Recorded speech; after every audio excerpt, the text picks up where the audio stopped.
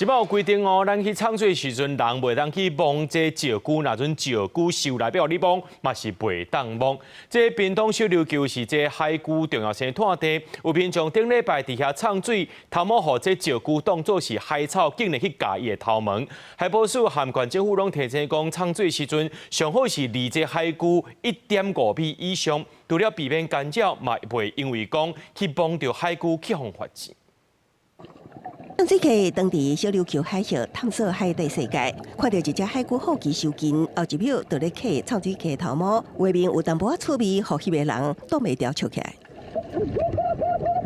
屏东小琉球海峡是海龟重要的生态地之一，海保署观测，当地最近几年海龟数量上高峰会当达到数百只。有唱水教练认为，小琉球保育推广有成果，加上大量游客从事水上活动，互部分海龟变得唔惊人，可能安尼将人的头毛看作是海草。头发在海里面这样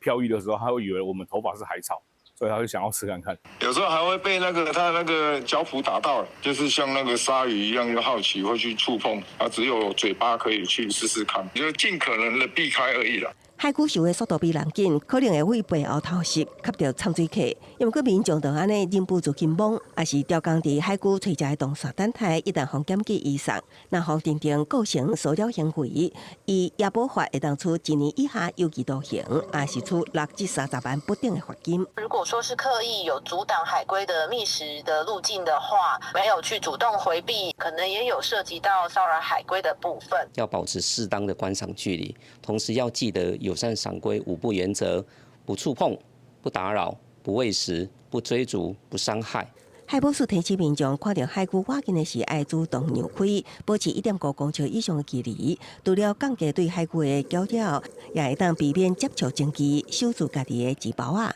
公视新闻采访报道。